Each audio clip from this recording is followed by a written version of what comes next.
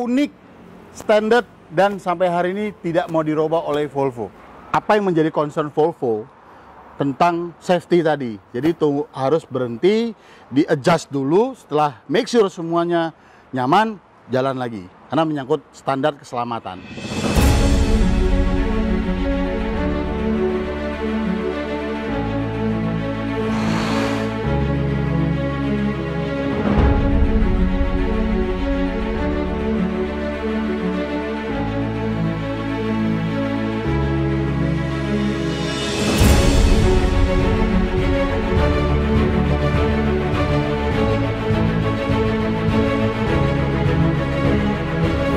Teman-teman Perpals, udah tahu kan kita ada di mana? Hari ini kita ada di Indo Truck Utama, authorized dealer and distributor Volvo Truck and Bus. Ini saya lagi ngelihat sasis B11R yang lagi hype ini di market Indonesia. Seperti apa dan bagaimana B11R? Ayo kita kulik hari ini, oke?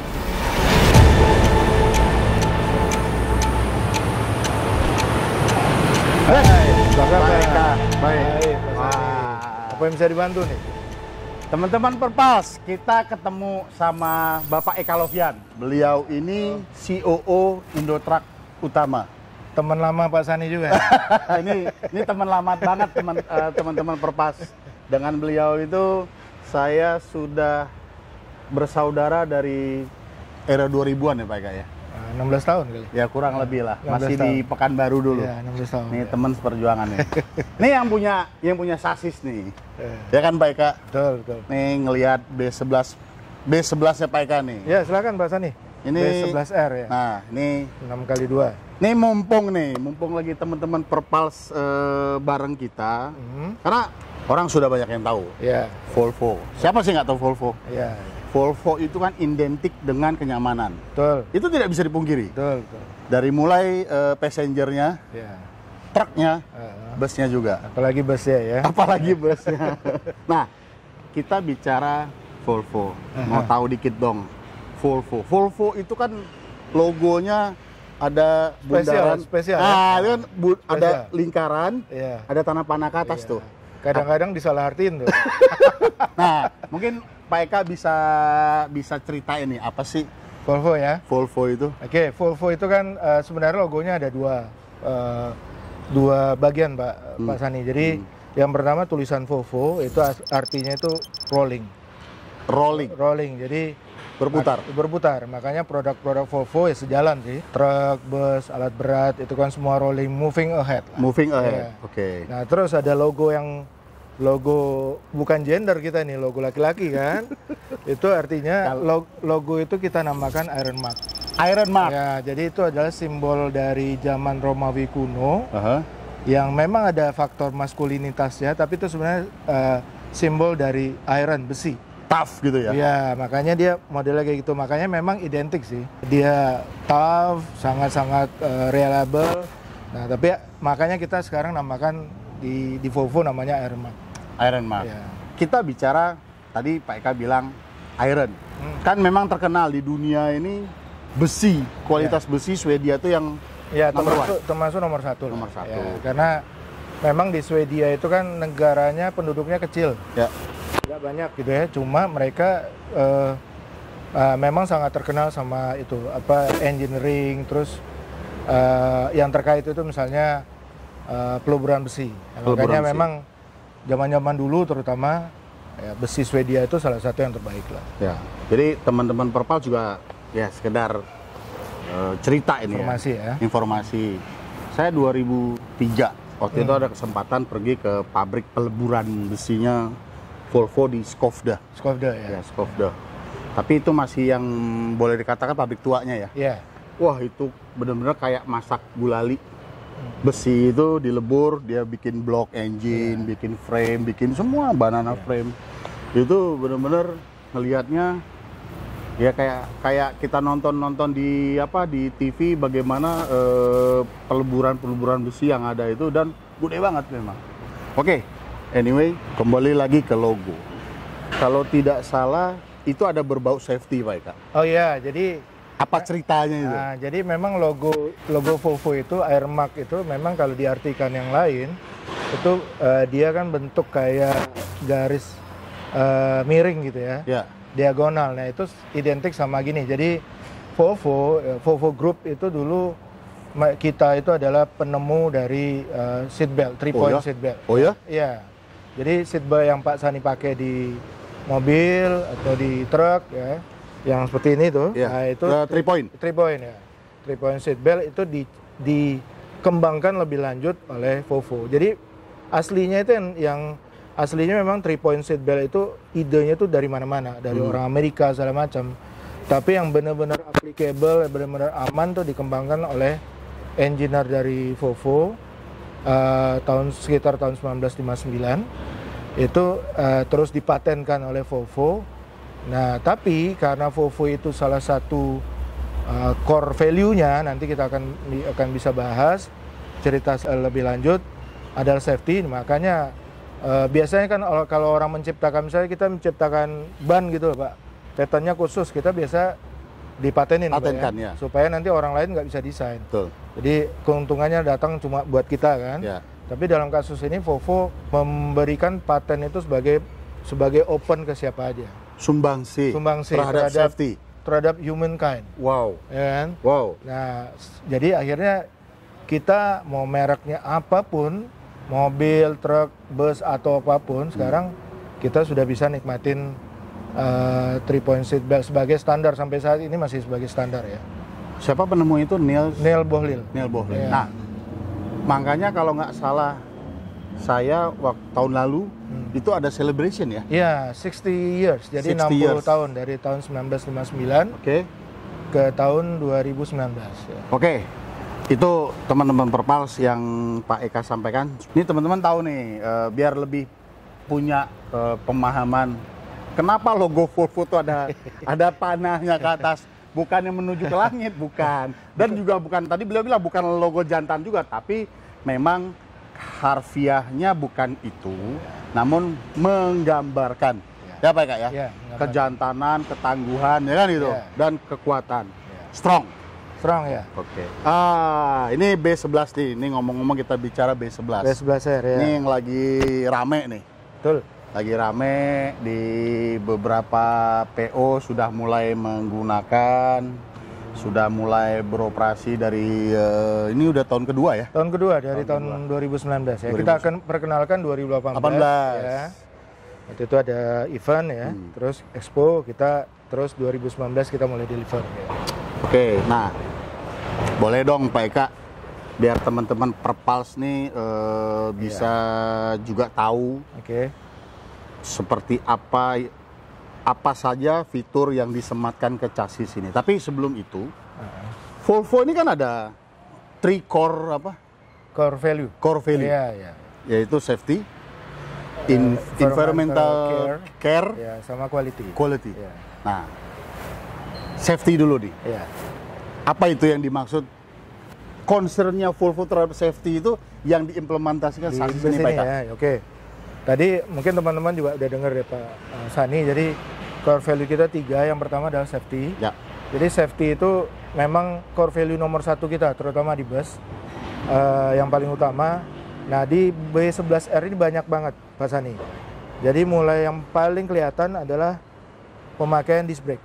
Disc brake? Iya, di semua roda ya, dari depan ke belakang. Nah itu gunanya bahwa kita memang mempunyai pikiran bahwa disc brake pada saat sekarang, pada saat speed juga lebih cepat, jalan juga lebih panjang, terus disipasi panas juga lebih perlu kan gitu kan. Makanya desain disc brake menurut kita itu adalah yang lebih mumpuni ya.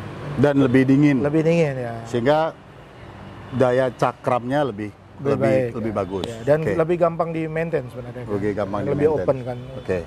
Nah, yang lain banyak. Misalnya yang lain adalah soal pengereman. Ya kita sudah ABS, EBS.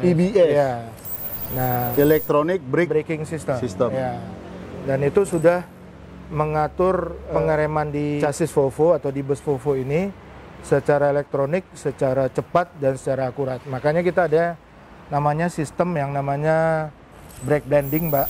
Jadi, brake blending. Blending. Nah, jadi kalau biasa tuh kan di mobil atau di bus atau di kendaraan biasa yang konvensional itu kan, brake itu adalah karena drivernya nginjak pedal terus di rodanya ada brake pad yang mencengkram gitu kan. Mencengkram disc ya. Ya, mencengkram disc atau kalau misalnya tromol ya menahan tromol ya. Nah, tapi di kita ada fitur-fitur lain selain tadi ABS, EBS, kita punya namanya Volvo engine brake. Engine brake. Ya. Terus kita ada retardernya sehingga pada saat bus ini dioperasikan, driver ini punya fitur lebih untuk pengereman sehingga memastikan bahwa tidak sepenuhnya semata-mata dari brake yang ada di roda, tapi juga ada dari engine brake, dari retarder dan macam-macam. Sehingga pada saat kendaraan sedang melaju, pengemudi ingin mengurangi kecepatan, tidak mengurangi kenyamanan penumpang, tapi kendaraan ini melambat. Bisa berhenti dengan nyaman dan aman. Itu kan teman-teman Perpals, jadi dengan fitur ABS, EBS, dan retarder. Ditambah, ditunjang dengan fitur utama braking sistemnya, disc brake yang di roda. Jadi tidak menggunakan tromol. Nah, sebelum jauh nih, Pak Eka, sebelum jauh. Ini kan tipenya B11R430. Oh iya. Ini biar lebih karena ya mungkin kalau teman-teman Perpas ini sudah banyak yang paham. Sudah banyak dengar, banyak dengar. Pernah lihat kan, kali ya? Udah pernah lihat juga unitnya berseliweran di terutama tol Trans Jawa. Nah, ini biar dari Pak Eka ini biar lebih afdol ini. B11R430 itu apa maksudnya? Oke, jadi B11R itu Pak Sani, jadi B itu bus karena ini memang chassis bus ya. R itu rear engine karena engine-nya di belakang gitu kan. 11 itu 11.000 cc atau 11 liter engine capacity. Displacement capacity ya. Terus 430 itu adalah 430 horsepower. Pak, kapasitas daya kemampuannya kemampuan dari engine. 430 horsepower. Nggak kaleng-kaleng itu. Tenaga jadi 430 kuda dikumpulin disuruh lari. Di belakang dia. Oh iya, dikumpulin ngedorong ya. Nah, dan menggunakan iShift transmission. Jadi ini juga menarik dan perlu dijelaskan juga nih. Kenapa iShift bukannya Y-Shift, bukannya C-Shift atau ke D-Shift apalah. Kok iShift? Jadi sebelum saya lanjut ya, ini chassisnya kalau B11 ini 430 adalah chassis 6x2, Pak. Tronton 6x2 ya. Nah, kenapa dia iShift? iShift itu adalah sebenarnya jenis dari transmisi kami dari Volvo. Jadi iShift itu adalah intelligent shifting. Jadi base-nya itu jadi gini Pak Sani. Jadi kan transmisi itu sebenarnya kan terbaginya manual atau otomatis. Secara umum ya. Nah, kita terus muncul teknologi yang namanya di tengah-tengah nih. Orang banyak namanya AMT lah apalah segala macam. Nah, kalau di kami namanya intelligent shifting. Nah, bedanya sama yang lain adalah kita mendesain gearbox itu compact. Jadi maksudnya tidak memakan space banyak dan lebih ringan. Terus juga sistem di gigi di dalamnya itu lebih gampang untuk di-maintain karena jumlah giginya lebih sedikit.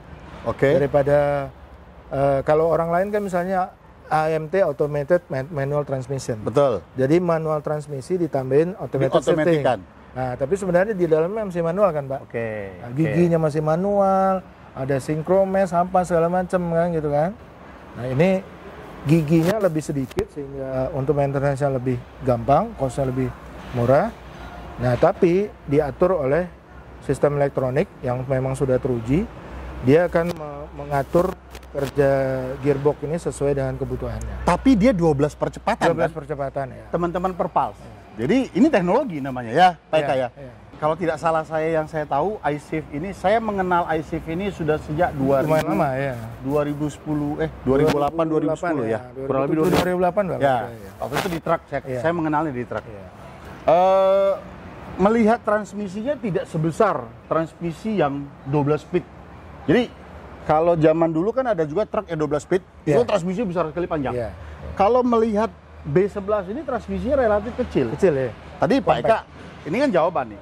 Pak Eka sudah jelaskan. Dengan jumlah gigi yang lebih sedikit, dengan desain konstruksi perpindahan yang tanpa sinkromes, ya kan? Namun perpindahan shiftingnya itu diatur oleh teknologi.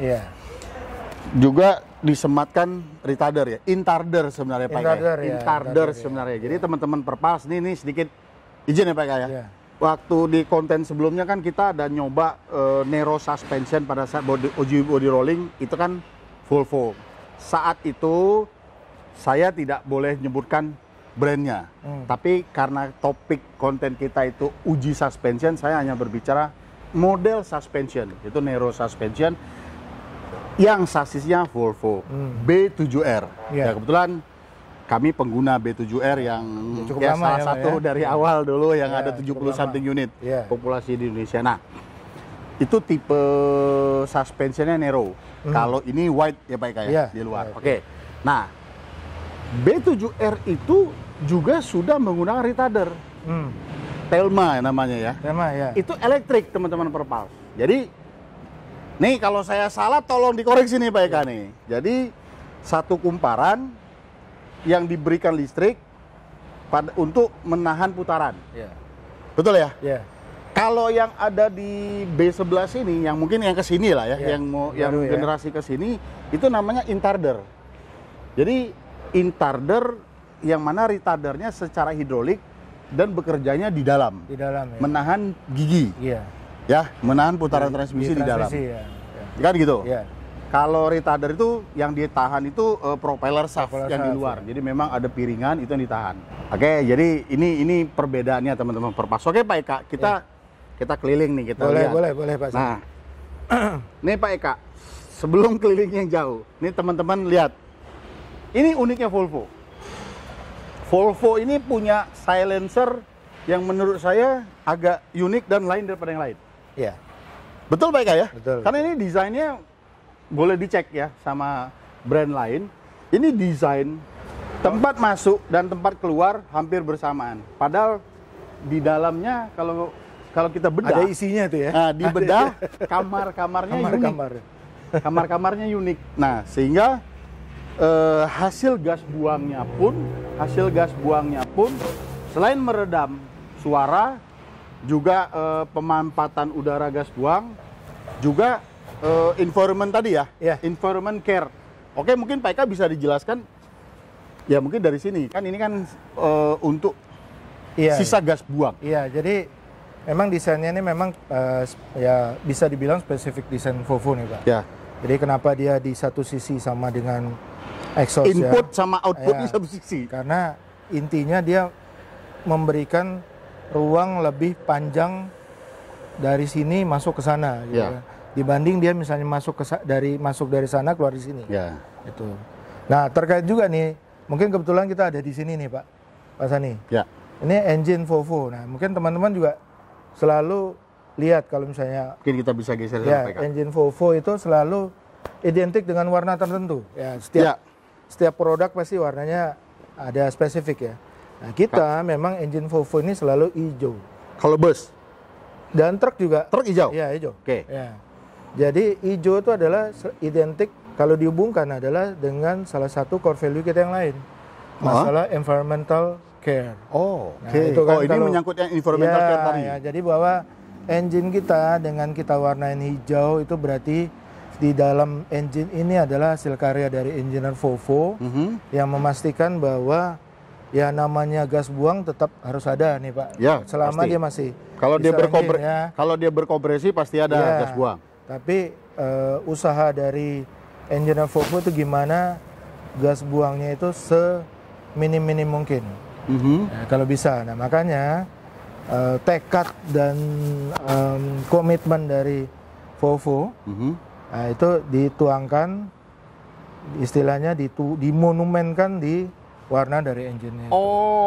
Jadi lebih ke apa? Semacam reminding gitu bahwa kita tuh memang Bahkan concern. dari engine aja, engine ini kan salah satu bagian dari bus yang menyebabkan polusi, Pak. Betul, Ya betul, kan? betul. Yang betul. lain kan enggak sebenarnya. Betul, kan, betul, ya. betul, betul. Polusi paling besar kan keluarnya dari sini. Kontribusi, Iya, kontribusi. yang berkontribusi Iya. untuk memberikan polusi ya. Ya, terhadap Oh, lingkungan. jadi ya. warna ini untuk merimain Ya, komitmen. komitmen kalau environmental care Iya. yang bukan tagline ya, apa? Core value. Core value-nya Volvo. Ya, Nah, yang ketiga quality. quality ya. Nah, Meanings of quality yang dari 3 core value tadi, Pak. Pak ya. Pak Sani tahu lah ya bahwa Volvo itu memang kalau dari zaman mobil menteri gitu, Pak ya. Ya. Kan mobil menteri itu kan Passenger. selalu passenger ya. Itu dulu memang itu kan Volvo ya. Sempat kan kalau zaman kita kecil dulu, Nah, kalau ada Volvo tuh mobil menteri mobil kata. menteri. Karena memang bener mobil menteri ya. Pada saat itu. Iya, pada saat itu. Nah, sekarang kan tapi sebenarnya mobil menteri itu Volvo itu kita mulai dari sana ya. Ya. Soal kualitas itu kan dinamain namanya Swedish Tank. Swedish Tank. Ya. Oh iya. Makanya ya, Pak Sani pernah dengar kasus belum lama. orang parkir terus ditubruk sama Ditabrak. di rest area kalau nggak Di rest area. ditubruk sama prime mover gitu. Yang lain mobil yang samping-sampingnya hancur, Dia nggak apa-apa. sendiri nggak apa-apa. Ya, cuma bempernya aja Iya. agak lower. Perkara itu memang nasib baik atau apa ya, paling nggak itu membuktikan lah bahwa dengan mobil sekian lama juga kualitasnya luar biasa. Nah, balik lagi ke Volvo. Nah, kita memang semua chassis kita terutama yang B11R itu dibuat di Sweden, Pak. Sweden. Di Swedia. Berarti ini CPU ya? Ya, CPU dari Swedia. Nah, Oke. memang salah satu hal penting adalah major komponen kita itu semua dibuat oleh kita. Oke. Jadi artinya apa? Misalnya engine, transmisi, bahkan chassis, Pak, itu dibuat oleh Volvo sendiri. Ya. Nah, artinya bahwa kita mempunyai kontrol untuk memonitor kualitas. Oke. Jadi kita bisa memastikan bahwa kualitas Volvo itu ada di semua bagian yang terutama yang utama-utama. Chassis, beberapa hal terutama engine, gearbox, prop shaft apa segala Jadi main komponen macam. Ya. main komponen yang ada di chassis ini memang dibikin oleh Volvo sendiri. Nah, itu kan memang salah satu kunci, Pak Sani, menurut kita ya. Ya. Kalau misalnya ada suatu perusahaan sangat care sama kualitas, gimana cara dia menularkan kualitas itu ke produknya? Salah satu cara yang paling ampuh adalah memastikan bahwa sebagian besar atau seluruh komponen utamanya itu dibuat oleh mereka. Sehingga standar Volvo itu tidak di-enforce oleh supplier, tapi Oke. oleh mereka sendiri, Ya. oleh Volvo sendiri. Ya. Itulah aktualisasi dari kualitas Dari produk kualitas. Volvo, ya. Oke, Pak Eka, ini agak geser dikit dari Ini unit nih. pertanyaan susah nih kayaknya. Enggak. Berarti kan at least ini jalan tahun ketiga. Iya. Volvo B11R, Volvo Bus Iya. kembali hadir. Bukannya Sebenarnya hadir ya, kembali hadir loh ya. sebenarnya kalau kembali hadir kita yang mirip sama ini, tapi horsepower lebih rendah. Tapi untuk bus kota sebenarnya udah dipakai lebih. Oh ya, Transjakarta. Transjakarta. Itu ada berapa unit ya? 119, Pak. 119 yang Transjakarta itu 370 horsepower. 370 B11. B11. Iya. Jadi basicnya sama, Sama engine-nya, Iya. tapi dia 370 horsepower. iya, transmisi beda. Dia Oh, transmisi dia Ecolife. ke otomatis ya. Full automatic. Nah, ini teman-teman Perpals. Jadi tadi kan Pak Eka sudah sampaikan tipe transmisi iShift ini lebih direferensikan untuk coach ya, intercity. Iya. Ya Pak Eka ya. Iya. Dan heavy duty kalau di Iya. truk Iya, kalau di truk heavy duty. Semua Kalau- truk kita sekarang iShift. iShift. Iya. Oke. Beliau tadi bilang kita udah nggak zaman pakai pedal. Wah. Nah, dan kalau untuk stop and go urban itu city bus kota pakainya yang Ecolife. Ecolife, Itu ya. yang full matic yang dengan fluida ya, hidrolik ya. Dengan oli lah. Oli. Ya, Nah, jadi bedanya di situ. Oke, kita coba lihat B11 ini lebih dalam lagi Oke. bareng Pak Eka. Nih mumpung nih beliau nih sibuk soalnya. Kalau nggak digerebek kadang-kadang susah. Tapi untuk Bro Sani ya pasti ada waktu. Iya, kalau nggak kualat lah, Mas Saudara. Tangki kapasitas berapa liter ini, Pak Eka? Tangki kapasitas 400-an liter. 400-an ya? 400. Jadi artinya bus ini kalau bicara untuk bus intercity Jawa Tengah ke Jakarta, PP udah nggak perlu isi solar, satu kali aja. Udah menghemat waktu, let's say 1 jam. Kalau ke Jawa Timur, saya rasa juga sekali jalan, 1 kali juga ya isinya. Iya. Nggak sampai 1 PP, bisa, tapi bisa jalan. Nah, ini saya ini ada yang unik nih, Dewi. Nih teman-teman Perpals juga harus tahu nih, ada yang unik dari produk Volvo. Dari zaman awal saya tahu produk Volvo, let's say kan B11 ini sudah sasis yang kekinian ini, kekinian. Dengan sudah ada teknologi engine management, terus transmisinya juga sudah pakai ECU juga kan? ECU ya. Sudah dengan ECU juga, artinya sudah computerized. Terus suspensi juga sudah dengan diatur oleh elektronik juga, artinya sudah smart sekali. Nah, ada satu hal yang sampai hari ini sama Volvo itu dipertahankan. Apa itu? Steering adjustment pedal. Adjustment pedal. Itulah kurang lebih namanya. Nggak, kalau istilah umumnya tuh tilt. Ya, tilt steering. Tilt steering. Jadi kalau bahasa awamnya tilt steering adjustment. Nah, di beberapa brand itu kan dia sudah pakai angin, pakai knob dan segala macam. Tapi Volvo tetap mempertahankan adjustable-nya dengan pedal. Ya, pasti ada alasan dong Pak Eka. Pasti. Bisa jelasin nggak Pak Eka? Ini berat ini. Jadi alasannya ini kalau Volvo ini memang selalu identik dengan inovasi ya Pak ya, maju ke depan. Tapi kalau dia mempertahankan suatu teknologi, berarti ada hal yang menurut dia ada alasan yang berat dan keras. Iya, karena alasannya adalah dengan sistem seperti ini, karena bus itu kan memang selalu identik sama membawa orang banyak gitu. Ya. Apapun tidak boleh mengganggu konsentrasi dari driver. Setuju. Jadi misalnya nih, kasus simpelnya, driver coba-coba mainin setir sambil jalan. Nah, itu kan pasti berbahaya. Kalau drivernya bagus, nggak apa-apa. Kalau udah 20 tahun gitu. Ya, tapi apapun itu tetap mengganggu konsentrasi lah. Tapi makanya salah satu yang kita buat adalah seperti itu. Jadi memang driver itu kalau mau nge-adjust dia harus berhenti dulu. Harus injek dulu kan. Nah, yang pertama itu. Yang kedua, dengan sistem yang lain, ini sistem ini hampir tidak pernah rusak lah bisa dibilang. Iya. Karena memang dia modelnya simple, ya. Terus kayak tarikan sepeda, kayak rem sepeda zaman dulu kan. Ya. Pakai nggak pakai tapi ini pakai kabel yang ini. Pakai kabel. Pakai kabel ya. Kalau yang lama tuh pakai stick. Ini pakai kabel. Pakai kabel. Udah agak modern juga. Iya. Ya. Nah, kalau pakai kabel itu kan selalu ya reliable, gampang. Kalaupun rusak gampang diganti. Kalau yang sistem itu mungkin steering column-nya atau steeringnya harus dibuka. Kalau ini kan tinggal lebih gampang lah. Dan kalau saya lihat dari konstruksi ini kalau di adjust semua ya sama samping steering ini ikut ya. Menyesuaikan ke pengemudi ya. Artinya seperti meja. Jadi kalau kita mau mengemudi layaknya ini juga saya menerapkan ke diri saya pada saat mau mengemudi, baik itu mobil kecil ataupun bus, pasti begitu duduk, yang pertama saya lakukan adalah posisi handling. Jadi steeringnya pas apa enggak, driver seatnya sudah cukup apa belum ke pedal, nah, terus spion.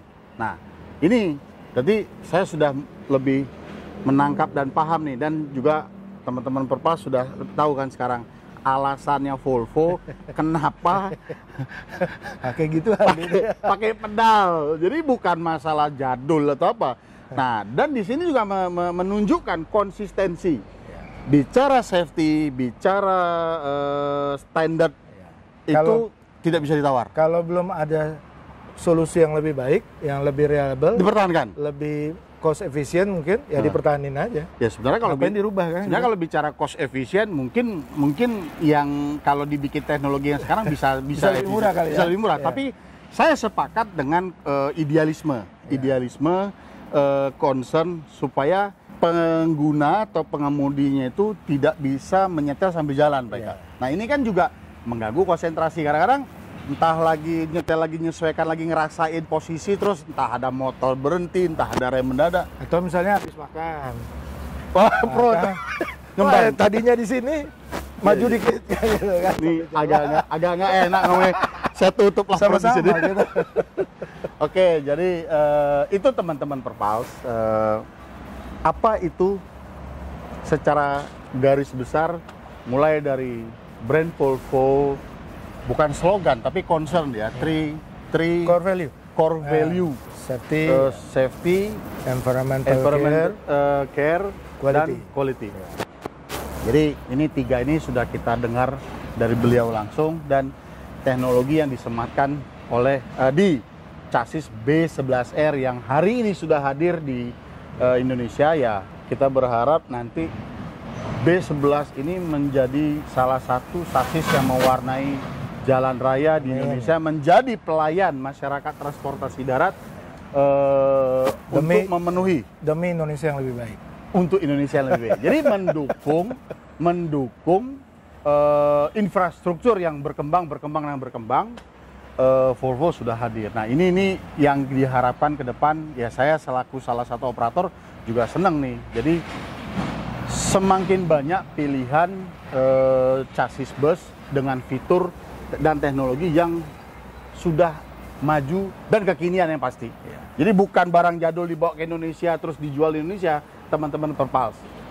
Concern ke safety itu yang penting. Nah, tentu semua itu kan ada cost. Seperti konten-konten sebelumnya, beberapa baik itu pengusaha dan yang diskusi sama di Perpals, ini kan juga bicara safety standard itu cost. Kita harus percaya dan kita harus akui. Saya sempat bilang kan, ono rupo, ono rego. Oke teman-teman Perpals, itu B11R Volvo bus 6x2 iShift yang sudah hadir di Indonesia. Pak Eka, terima kasih waktunya. Sama-sama bro.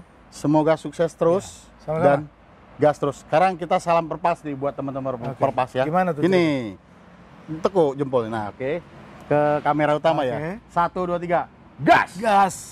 Teman-teman Perpals, ini yang saya maksud unik, standar, dan sampai hari ini tidak mau dirubah oleh Volvo. Nah, jadi pada saat pengemudi ingin nyetel, ketinggian dan angle-nya steering, cukup menginjak pedal ini dan lock. Nah, jadi memang rasanya agak sulit ya kalau pada saat mengemudi, walaupun kendaraan ini otomatis tidak menggunakan kopling, namun harus nyetel ini agak susah. Jadi memang berarti apa yang menjadi concern Volvo tentang safety tadi. Jadi itu harus berhenti, di-adjust dulu, setelah make sure semuanya nyaman, jalan lagi. Karena menyangkut standar keselamatan. Oke? Gas!